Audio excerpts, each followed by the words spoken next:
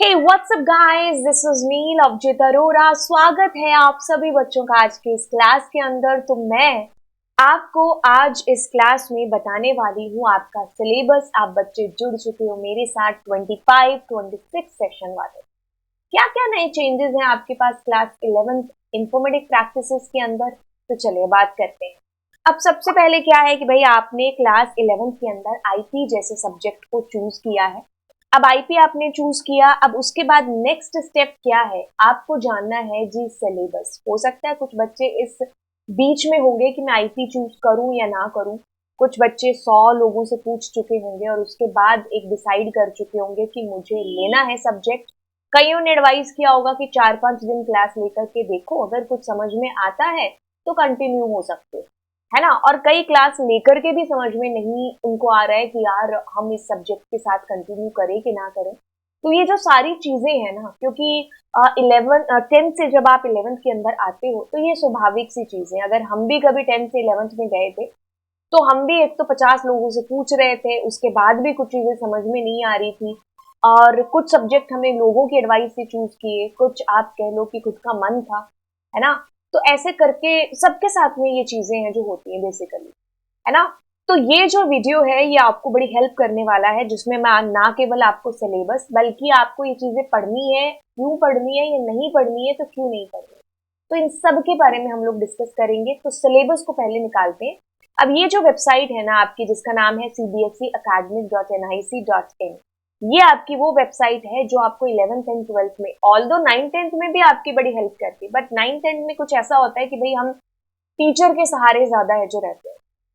हमें ऐसा होता है कि भाई टीचर ही हमें है जो हमारा सिलेबस भेज दे तो अच्छा है ना। हम खुद से कुछ एफर्ट मतलब नहीं करते हैं, खास तौर पर पढ़ाई जैसी चीजों को लेकर के। तो लेकिन अब 11th और 12th के अंदर बातें वैसी नहीं है जैसी 9th 10th में थी। तो आपको खुद से यहाँ पर एफर्ट है जो अपने लिए करने होंगे, और ये जो वेबसाइट है ये आपके लिए बड़ी हेल्पफुल है जो रहने वाली है, क्योंकि आपको यहाँ पर सारा करिकुलम, सारे पीवाईक्यू, सारे सैंपल पेपर आपको यहीं से है जो मिलने वाले हैं। ठीक है, तो मैंने एकेडमिक्स की इस वेबसाइट को ओपन किया। करिकुलम आप बच्चे हो 25 26 सेशन के, आप जैसे ही निकालोगे अब आपको अपनी क्लास को चूज करना है। This is your class 11th and 12th। आप एकेडमिक सब्जेक्ट्स की बात कर रहे हैं, ना कि स्किल सब्जेक्ट्स की। नीचे जैसे ही आएंगे आपके पास आएगा informatic practices. This is the syllabus of 25 and 26। आप इसको डाउनलोड कर लीजिए। तो मैंने इसको कर लिया है जी डाउनलोड, इस सिलेबस को। अब हम देखते हैं आईपी का सिलेबस, है ना, मैंने इसको शायद पहले भी किया होगा। Okay, so this is your syllabus of informatic practices. अब देखिए यहाँ से कहानी और जर्नी हमारी स्टार्ट होती है। आपके सब्जेक्ट का कोड है 0 6 एंड 5, है ना। अब 25 26 देखो क्या चीज है। आपको इससे पहले पाइथन के बारे में या फिर आईपी सब्जेक्ट के बारे में कुछ नहीं पता था, कोई दिक्कत नहीं, क्योंकि यहाँ से आपकी एक न्यू जर्नी, नई जर्नी है जो बेसिकली स्टार्ट होगी। ठीक है, आपने प्रीवियस में चीजें पढ़ी हैं नहीं पढ़ी हैं, इससे कोई फर्क नहीं पड़ता कि आपके पास 10th में सब्जेक्ट था भी या नहीं था। ऑल्दो हमारे पास आईपी नहीं होता, आईटी होता है या एआई होता है। पाइथन आप पढ़ते हो एआई के अंदर, और आईटी जो सब्जेक्ट होता है 402, उसमें आप ओपन ऑफिस, लिब्रे ऑफिस, ऐसी चीजें हैं जो आप पढ़ते हो। बेसिकली सॉफ्टवेयर बेस्ड चीजें वहां पर होती है, यहाँ पर चीजें अलग। सबसे पहले जैसे आपने सिलेबस खोला, आपको दिखा कि भाई आपको प्री नॉलेज हो या ना हो कोई दिक्कत नहीं है, बट आप यहाँ पर इससे सीख करके क्या है, जो क्या सीखोगे इससे। तो यहाँ पर आप पूरे करिकुलम को अगर देखोगे तो बेसिक्स ऑफ कंप्यूटर से लेकर के पाइथन प्रोग्रामिंग के जो कोर चीजें हैं, जैसे लिस्ट है, डिक्शनरीज है, ट्यूपल है, स्ट्रिंग है, बेसिक्स ऑफ पाइथन, उनको आप देखने वाले हो। यानी कि यहाँ पर आप अपनी लाइफ की सबसे पहली programming language which is Python, जिसको आप सीखने समझने वाले हो। उसके बाद आएगा आपके पास आरडीबीएमएस, आप एसक्यूएल के साथ काम करोगे। देन आप आजकल के ट्रेंड में जो चल रही हैं टेक्नोलॉजीज, आप उनको है जो देखने वाले हो। ठीक है, तो ये छोटा सा सिलेबस है आपका क्लास 11th का। सबसे पहली प्रोग्रामिंग लैंग्वेज आप सीखोगे विच इज पाइथन, उसके बाद आप डेटाबेस की लैंग्वेज सीखोगे एसक्यूएल। तो यानी कि आप दो लैंग्वेजेस के साथ में डील करने वाले हो क्लास 11th के अंदर। अब बारी आती है कि आगे हम मूव करते हैं, बट उससे भी पहले आप ये सब्जेक्ट क्यों लें? देखिए, अगर आप अपने करियर पाथ को as a programmer, as a software industry के अंदर देखना चाहते हो और आपका बहुत इंटरेस्ट है प्रोग्रामिंग के अंदर, तो आप इस सब्जेक्ट को बिल्कुल है जो चूज करिए। अगर आपके स्कूल के अंदर कंप्यूटर साइंस भी ऑप्शन के अंदर है तो आप उसको भी चूज कर सकते हैं। आपको बहुत ज्यादा प्रोग्रामिंग के अंदर डेप्थ में जाना है तो यू चूज सीएस। बट अगर आपके स्कूल में एक ही ऑप्शन है एंड विच इज सीएस या आईपी, तो आपको वही करना पड़ेगा। आईपी के अंदर क्या होगा कि आप बेसिक्स ऑफ कंप्यूटर या बेसिक्स ऑफ पाइथन पढ़ने के बाद में आप डेटा साइंस की तरफ है जो चले जाओगे, तो उसमें आपको पैंडाज, मैटप्लॉटलिब, इनको है जो आप आगे चल करके देखोगे। तो मतलब डेटा साइंस से रिलेटेड, डेटा से रिलेटेड चीजें हैं जो आपकी ज्यादा होंगी क्लास 12 के अंदर, बजाय कि जो कंप्यूटर साइंस का बच्चा होता तो वो पाइथन को ही आगे डीप के अंदर प्रोग्रामिंग के अंदर पढ़ता। ठीक है, तो आपका 12th के बाद में कोई फर्क नहीं पड़ेगा कि आपके पास सीएस था या आईपी था, इससे कोई मैटर नहीं करती चीजें। बस आपके पास आईपी या सीएस में से कुछ भी था तो वो आपको बड़ा हेल्प करेगा, क्योंकि दोनों में 11th तक तो आप बेसिक ही सीखते हो। 12th के अंदर आपके थोड़े रास्ते प्रोग्रामिंग के पॉइंट ऑफ व्यू से अलग हो जाते हैं। ठीक है, तो आप यहाँ पर पैंडाज पाइथन के अंदर ही करोगे, एक नई लाइब्रेरी की तरफ है जो आप मूव कर जाओगे आईपी में, और सीएस में आप पाइथन के कोर टॉपिक्स जैसे binary file, CSV file, text file, data structure, stack, इनकी तरफ है जो आप मूव कर जाओगे। ठीक है, तो ये चीज आपके पास रहने वाली है। अब अगर आप जो है अपने करियर पाथ को एज ए प्रोग्रामर की तरफ देखते हो, आपको प्रोग्रामिंग में इंटरेस्ट है, तो definitely you should choose these subjects. आपको आगे चल करके बहुत ज्यादा हेल्प है जो इन सब्जेक्ट्स के थ्रू है जो मिलेगी। अब देखो, अगर आप इसकी बात करते हो तो इसमें 70 नंबर का आपका पेपर है जो मेन होता है, और प्लस जो 30 मार्क्स होते हैं ना आपके, दैट इज आपका प्रैक्टिकल वाला पोर्शन। तो ये दोनों मिलाकर के आप 100 नंबर का पेपर है जो आपका बनता है, यानी कि आपकी मार्कशीट के अंदर पैटर्न वही रहता है 70-30 का 11th और 12th के अंदर। आपकी प्रैक्टिकल फाइल बनती है 11th में, तो 12th के अंदर आपको एक प्रोजेक्ट और है जो बनाना होता है। तो ये चीजें आपकी फर्दर रहती है, तो उसको हम और डिटेल में करते हैं, लेकिन उससे पहले चलिए सिलेबस की तरफ गोता खाते हैं। अब देखो, आपका सिलेबस है ना, उसमें है टोटल 4 यूनिट। आप चैप्टर वाइज अगर कहोगे तो वो आपकी बुक के अकॉर्डिंग है कि भाई आप सुनीता अरोरा या फिर आप प्रीति अरोरा या फिर आप एनसीईआरटी फॉलो करते हो, तो उसमें उसके चैप्टर अकॉर्डिंग आ जाएगा। बट अगर हम ओवरऑल सीबीएसई सिलेबस से देखें तो आपके पास 4 यूनिट्स हैं। पहली यूनिट इज टोटली आपने अभी तक जो 10th तक पढ़ी है चीजें, जैसे व्हाट इज कंप्यूटर, सॉफ्टवेयर, इनसे रिलेटेड आप चीजें हैं जो पढ़े, दैट इज ऑफ 10 मार्क्स। अब 11th क्लास है तो टीचर इसको अपने अकॉर्डिंग ऑफकोर्स शिफ्ट करता रहता है, 10 नंबर से ज्यादा ही है जो आपको देता है कभी कभार। द रीजन बिहाइंड दैट कि आप 11th में सारी चीजें आपके टीचर के हैंड में होती है ना, तो एक फाइनल जब हमारा आता है तब हमारा टीचर शायद इसको फॉलो कर ले, लेकिन हाफ ईयरली तक या फिर आपके वीकली या फिर पीरियोडिकल यूनिट टेस्ट जो भी आप कहोगे, तो उनके अंदर आप जो है आपके मार्क्स वेरी कर सकते हैं, है ना। क्योंकि अगर मैं पेपर बना रही हूँ तो मैं इसमें से 30 मार्क्स का भी बना सकती हूँ, इसमें से 40 का भी, है ना। क्योंकि मेरा ये मोटो होगा कि मेरे बच्चे को सबसे अच्छे से चीजें हैं जो समझ में आए, तो मार्क्स अगर मैं हाईएस्ट रखूंगी तो वो ढंग से भी पड़ेगा, है ना। तो सीबीएसई के अकॉर्डिंग आपका जो फाइनल पेपर टर्म का बनता है तो उसमें आप इसको 10 नंबर का पा सकते हो। देन आपके पास में आता है इंट्रोडक्शन टू पाइथन। इसमें आप सारे कोर चीजें हैं जो पाइथन की पढ़ोगे। ये वो है जिसके अंदर आप बेसिक से लेकर के लिस्ट, डिक्शनरी, ट्यूपल, स्ट्रिंग, आगे यहाँ तक है जो आप जाओगे। मतलब almost computer science and IT के अंदर ये सेम ही होगा। 25 नंबर का आपके पास में टोटल ये पोर्शन है जो रहता है। फिर आप ये सब सीखने के बाद अब आप डेटाबेस की तरफ बढ़ते हो। डेटाबेस के कंसेप्ट सीखने के बाद आप स्ट्रक्चर्ड क्वेरी लैंग्वेज, जो कि टोटल 30 नंबर की है आपके पास में। आप रेशियो देखो इन दोनों का, आगे चल करके 12th में भी ऐसे ही आपका जो है इंपॉर्टेंस रखने वाली है। दोनों 25-25 नंबर के हो जाते हैं क्लास 12 के अंदर। अब आपका इमर्जिंग ट्रेंड है ना जो, वो आपका 5 नंबर का है जो इसके अंदर कर दिया गया है। तो दिस इज ऑफ 5 मार्क्स आपका इमर्जिंग ट्रेंड। बस ये कुछ आपका सिलेबस है, टोटल मिलाकर के ये 70 नंबर बन जाएंगे। अब 30 नंबर आपका टीचर आपको देगा प्रैक्टिकल के तौर पर मार्क्स, ठीक है। तो इस तरीके से आपके पास 100 नंबर का पेपर आपका बन जाएगा।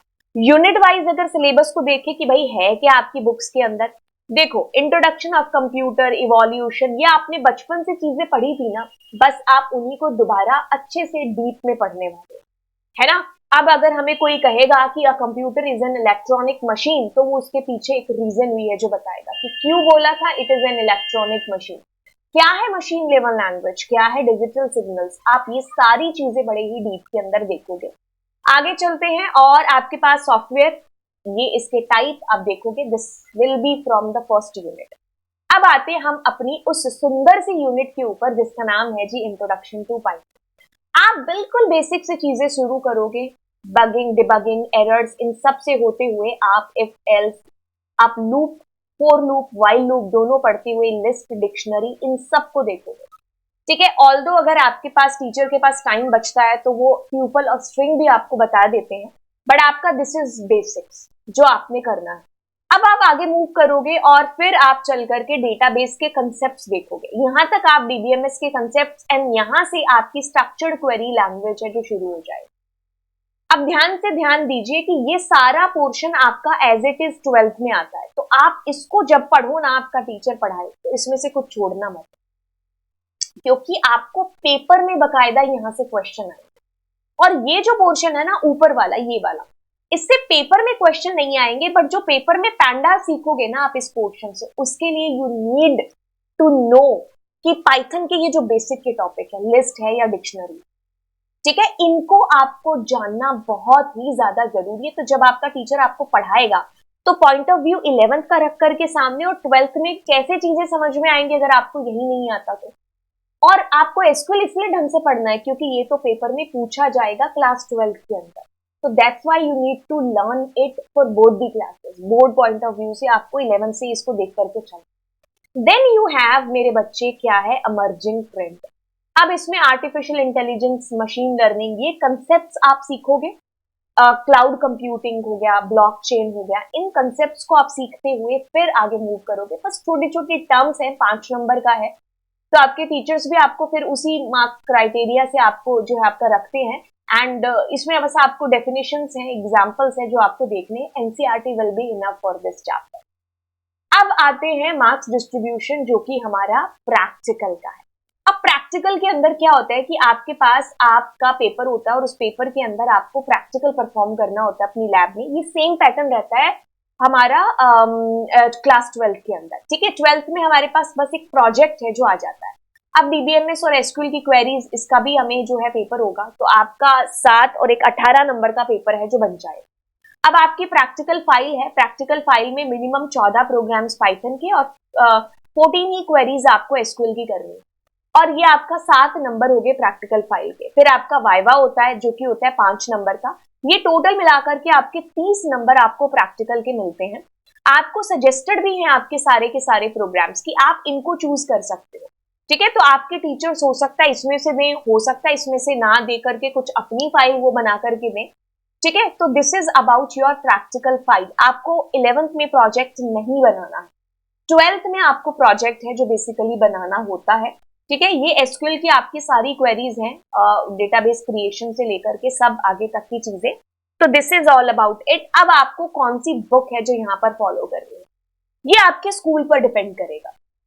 हो सकता है आपके स्कूल वाले आपको सुनीता अरोरा बोल दें, हो सकता है आपको आपके स्कूल वाले जो है प्रीति अरोरा बोल दें, और अगर आप मुझसे पूछोगे तो obviously I will recommend you Lovejeet Arora की बुक। यानी कि ये जो बुक है इसमें 1500 प्लस क्वेश्चंस हैं जो कि आपके बोर्ड पॉइंट ऑफ व्यू से बहुत ही ज्यादा इंपॉर्टेंट रहने वाले। तो this is basically for class 12th वाले बच्चे। आप अपने सीनियर्स को इसको रेकमेंड है जो जरूर कर सकते हो, जो कि आपके लिए क्लास 12th में बड़ी हेल्पफुल है जो रहेगी, ठीक है। तो ये आपकी बुक है जो मैंने लिखी है, जिसके अंदर आपको ढेरों क्वेश्चन है जो मिलने वाले हैं बोर्ड पैटर्न के अकॉर्डिंग। Very very good. अब वापस से मूव करते हैं। तो आप एनसीईआरटी बुक है जिसको एक मेन मुद्दा मान करके चल सकते हो, तो बाकी आपके टीचर्स आपको जो रेकमेंड करे तीनों चारों बुक्स के अंदर से, that you can follow. That's it for now. मैंने आपको आपका सिलेबस बता दिया है। आप ढंग से क्लास 11th को शुरू है जो करिए, ठीक है। हो सकता है स्टार्टिंग के अंदर आपके लिए चीजें ऐसी हो कि भाई चूज करें कि ना करें, तो पाइथन की मेनली क्लासेस है जिनको आप लगा करके देखिएगा, and on the basis of those classes try to decide computer जो एप्लीकेशन जो आपका बेसिक्स है उसके बेसिस पर आप डिसाइड मत करिए। पाइथन के जब आपके टीचर्स पढ़ाएं या उनको बोलिए कि सबसे पहले आप पाइथन को पढ़ाइए ताकि आप डिसाइड कर पाए 11th के लिए। या फिर आप मेरे ही लेक्चर है जो देखना स्टार्ट कर सकते, तो आप मेरे चैनल के ऊपर आएंगे, यहाँ पर आप देखिए होम पर जाएंगे जैसे, so you will go to the home. जैसे आप मेरे चैनल के होम पेज पर आएंगे तो आप यहाँ पर देखिए, आप नीचे नीचे करते जाएंगे एंड आपके पास 12th IP and 11th computer science and this is of 11th IP. So this is the syllabus, आप इसको ओपन करिए और यहाँ से अपने सिलेबस का पॉडकास्ट है जिसको आप स्टार्ट कर दीजिए। आपको लगता है कि आपको ढंग से समझ में आ रही है चीजें, yes you are on the right track. सोचना क्या, आप दिल खोल करके सब्जेक्ट को एक्सेप्ट करो। और अगर आप मुझे कंपैरिजन करने को कहोगे कि भाई आसान कौन सा है दोनों में से, तो यस मैं आपको रेकमेंड करूंगी कि आईटी ज्यादा इजी है as comparatively to computer science के। आपका बहुत ज्यादा कीन इंटरेस्ट है प्रोग्रामिंग में, then you should choose computer science.